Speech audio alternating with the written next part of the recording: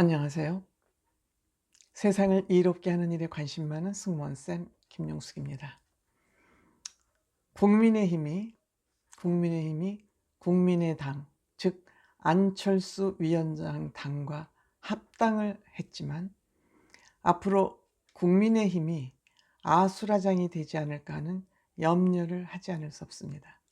그 이유는 다름 아닌 이준석 대표와 안철수 위원장이 사사건건 부딪힐 수 있는 그런 확률이 많기 때문입니다. 두 사람의 생각과 판단 기준이 너무도 다르고 상이하기 때문입니다. 그래서 저는 국민의힘이 염려가 됩니다. 걱정스럽습니다. 물론 그 결론이 어떻게 날지는 모르겠지만 지금 현재 상태에서는 걱정됩니다. 국민의힘. 그래서 그 얘기를 한번 해보도록 하겠습니다. 시청하시기 전에 빨간 구독 버튼, 좋아요, 알림 버튼 설정해 주시면 대단히 감사하겠습니다. 고맙습니다. 이준석 대표와 안철수 위원장은 지역구, 노원구 지역구를 두고도 그때부터 갈등이 시작됐다고 언론에서는 얘기하고 있습니다만, 저는 이 두 사람의 갈등은 그런 지역구 문제가 아니라 이 두 사람의 가치관 내지는 사고방식이 근본적으로 다르다. 그렇기 때문에 사사건건 부닥칠 수밖에 없다. 그런 생각을 합니다.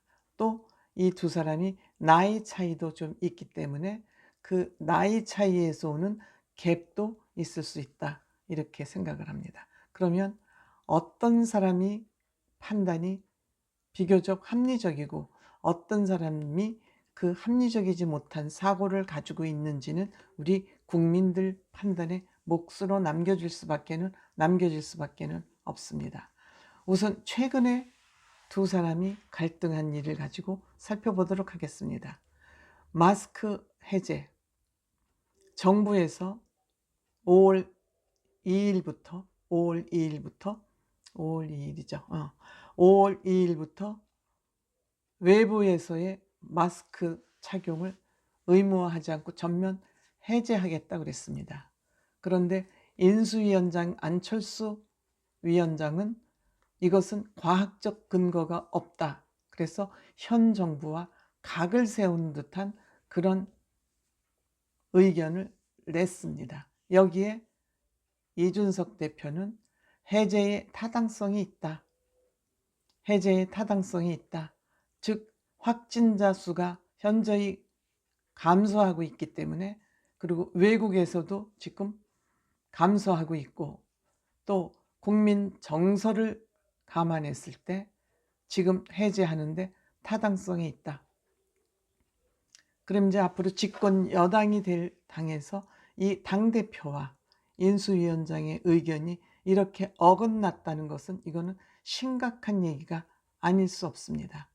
그러니까 이준석 대표 얘기는 지금 이런 문제 가지고 문재인 정부와 갈등하는 것은 바람직하지 않다. 지금 그렇지 않아도 청와대 이전이나 검수완박으로 신정부와 구정부가 지금 갈등 선상에 있는데 이러한 문제 가지고 갈등하는 것은 바람직하지 않다.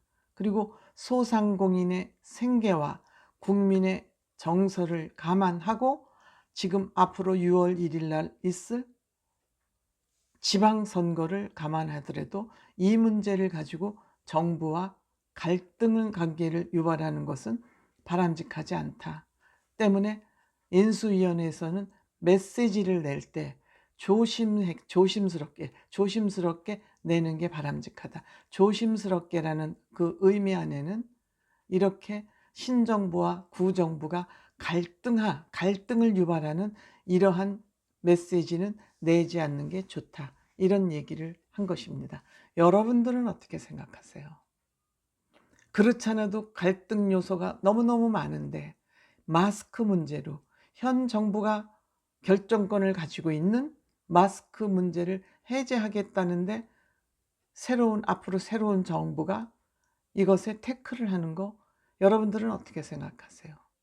저는 이준석 대표의 말에 한 표입니다. 물론 또 안철수 대표 말에 또 지지를 보내시는 분들도 있겠지만 어쨌든 안철수 위원장의 대표에 대해서 이준석 씨가 한마디 견제구를 던진 겁니다. 안철수 위원장의 주장은 역시 안철수 위원장은 의사이지 않습니까? 그래서 전문가적인 시각에서 너무 성급한 판단이라고 지적한 거 있을 수 있다고 생각합니다. 그러면 안철수 위원장의 지적은 전문가적인 입장이고 이준석 대표의 지적은 정치가적인 판단입니다. 이 전문가적 시각과 정치적 시각에 이 부닥치는 이 부분을 여러분들은 어떻게 생각하세요? 저는 지금 선진국에서는 외부에서 마스크를 쓰지 않는 것을 다 미국이나 유럽은 해제한 지 이미 오래됐습니다. 그렇다고 해서 지금 코로나가 해제 후 많이 확산됐다는 보도는 지금 별로 나오지 않고 있습니다. 그래서 이 싸움을 정치적 싸움으로 바라보기 때문에 저는 불안한 것입니다. 즉 현 정부에서는 마스크 해제를 현 정부의 공으로 돌리고 싶고 안철수 위원장은 안철수 위원장대로 자기의 전문가적 입장을 고수하고 싶은 겁니다. 이것의 충돌이죠. 이 충돌하는 사이에 이준석 대표가 여기에 들어와서 이거는 국민적 정서, 소상공인들을 위해서 현 정부의 판단이 옳다라고 얘기를 한 것입니다. 이 문제는 앞으로 국민의힘 당 주도권을 잡는 과정에서도 계속될 것이라고 저는 생각을 합니다. 계속될 것이라고. 왜? 지금 이준석 씨도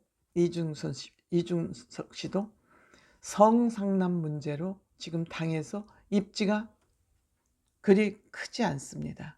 이것을 어떻게 이준석 씨가 타고 넘느냐와 또 안철수 위원장 측에서는 이준석 씨의 이 문제를 걸고 넘어져서 당에서 주도권을 쥐고 싶을 겁니다.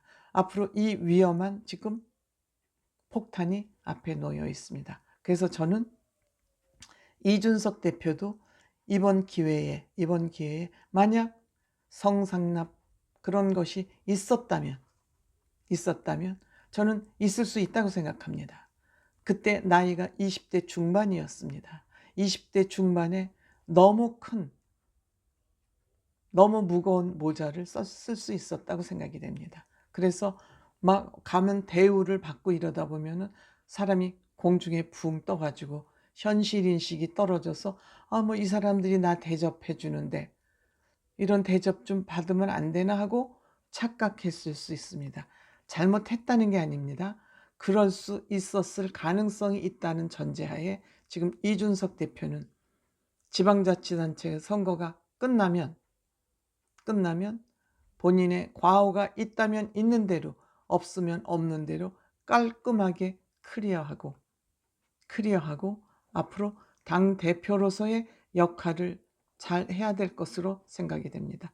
지금 이준석 대표는 정치권이나 국민들이 이준석 대표에게 거는 희망이 굉장히 큽니다. 대한민국 정치사에 큰 변화와 발전을 가져올 수 있는 그런 동력을 가지고 있는 사람이기 때문에 저는 전 국민적 차원에서 이준석 씨를 보호해야 된다.